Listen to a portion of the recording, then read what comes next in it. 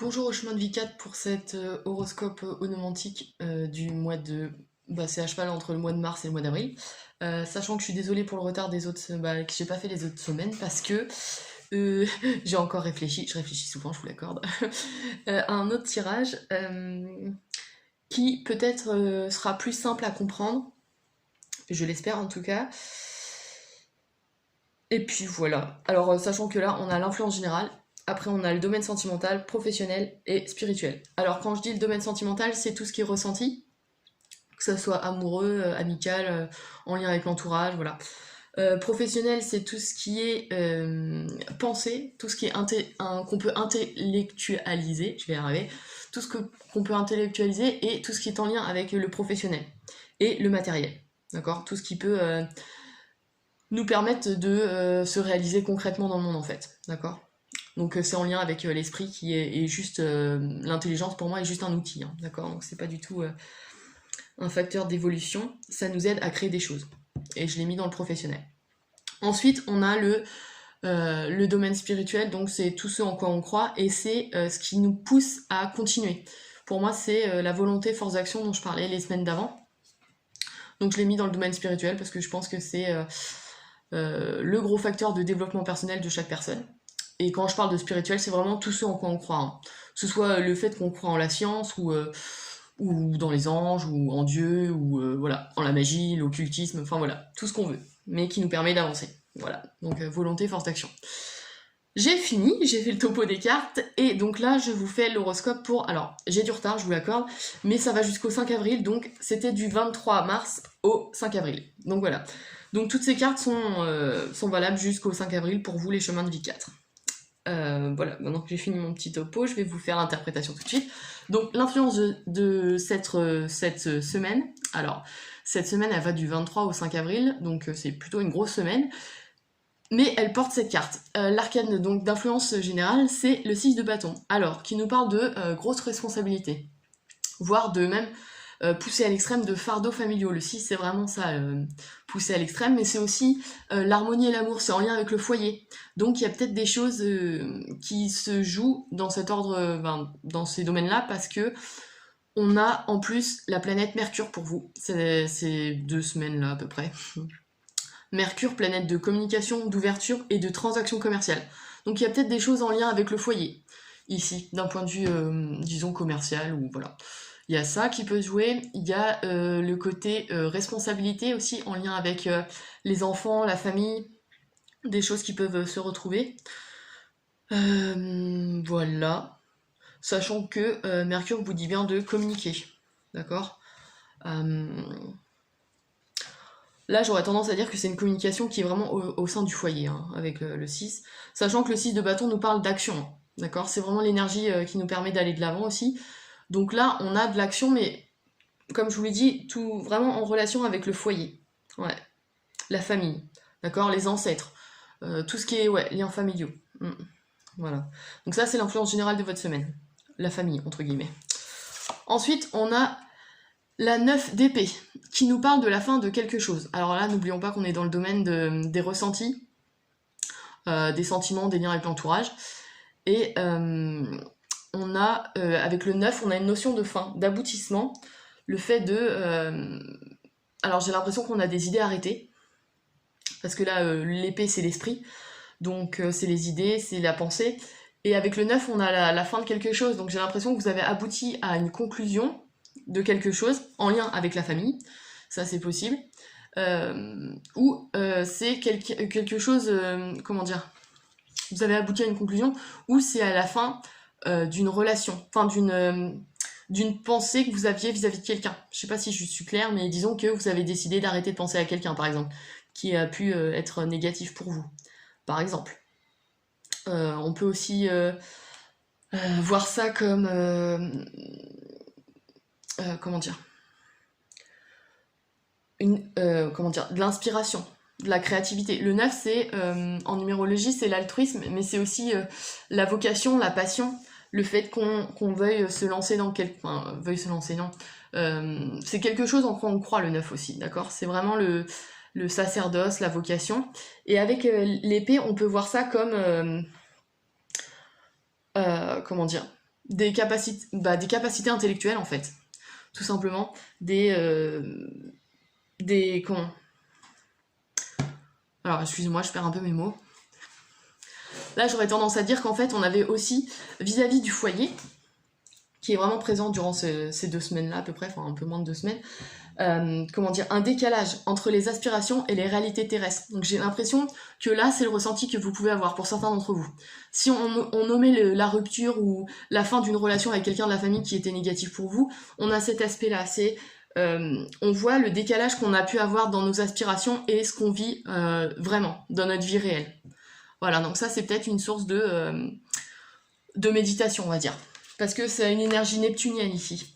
Et Neptune, c'est vraiment une planète qui nous révèle les illusions qu'on a pu vivre, les rêves auxquels on aspirait mais qu'on n'a pas pu réaliser aussi. Neptune, c'est vraiment une planète... Alors, c'est l'octave supérieure excusez-moi. De Vénus, la planète de l'amour et des liens affectifs, d'accord? Et ici, quand je parle d'octave supérieure, c'est-à-dire que Neptune est censé être la version évoluée de Vénus, donc de la symbolique de Vénus, c'est-à-dire des relations qui sont peut-être plus ouvertes sur le monde. Sachant que vous êtes avec Mercure, donc il y a peut-être des choses à jouer de cet ordre-là. Plus ouvertes sur l'humain en général, et non plus sur juste notre entourage, en fait. Parce que n'oublions pas que le 9, c'est l'altruisme aussi en numérologie, donc il y a peut-être ça aussi qui se joue, d'accord? C'est voir la vie qu'on a menée et finalement remettre en question, ou en tout cas ressentir ce décalage qu'on peut avoir sur ce qu'on voulait et ce qu'on a en fait. J'aurais tendance à dire ça. Et j'ai l'impression que c'est en lien avec la vie de famille qui a été construite. Ouais, c'est l'impression que j'ai. Voilà. Ah, je m'excuse pour la pause, il y a quelqu'un qui avait sonné, donc je suis allée voir.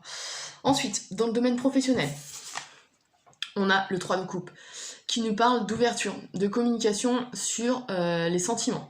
Alors là, on est dans le lien dans le domaine de la pensée et du professionnel matériel.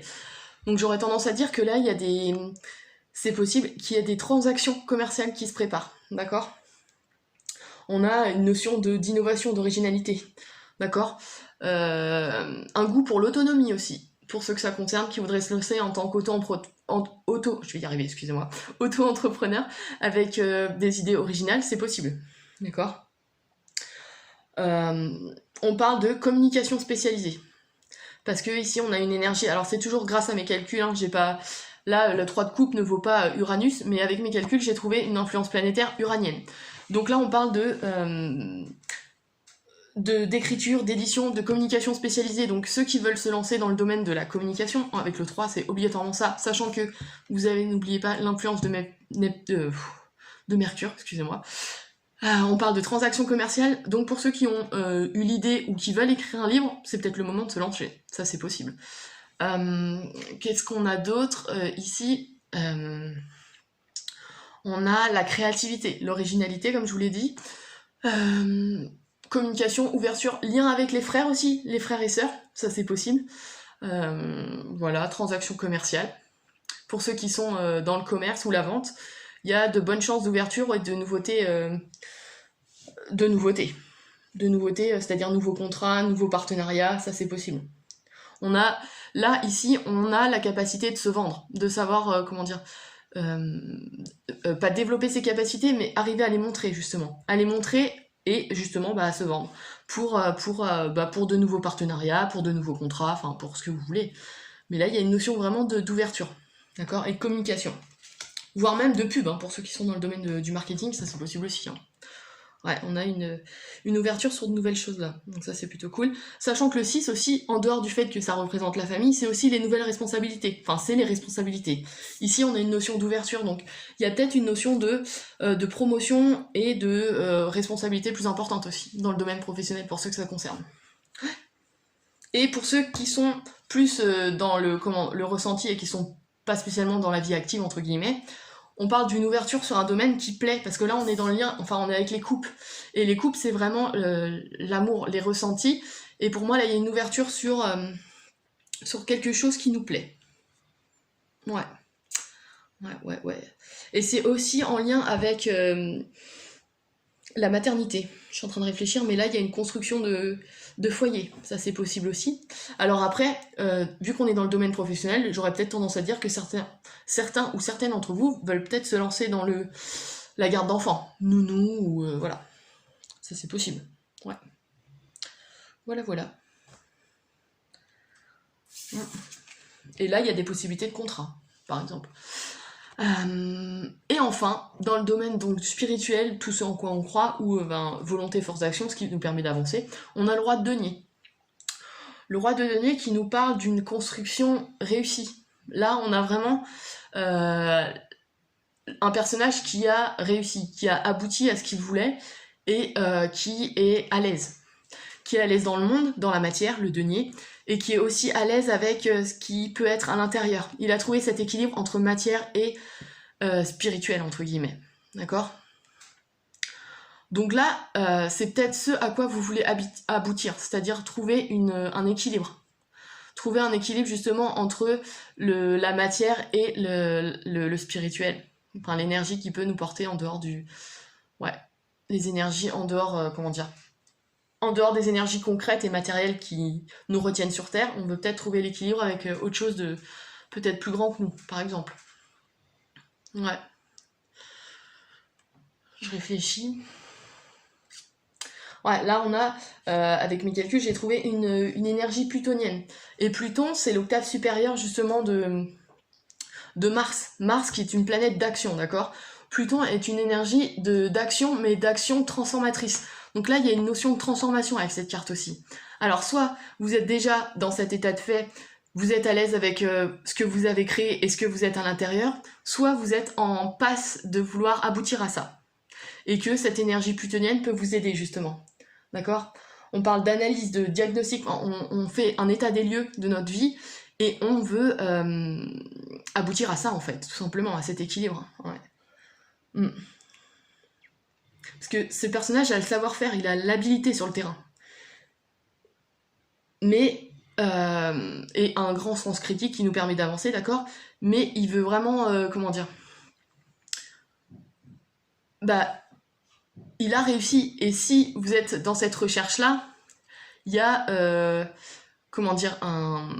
un diagnostic, entre guillemets, à faire de votre vie, en fait. Je pense que c'est ce qui peut vous mener, Je réfléchis, mais ouais, c'est ça.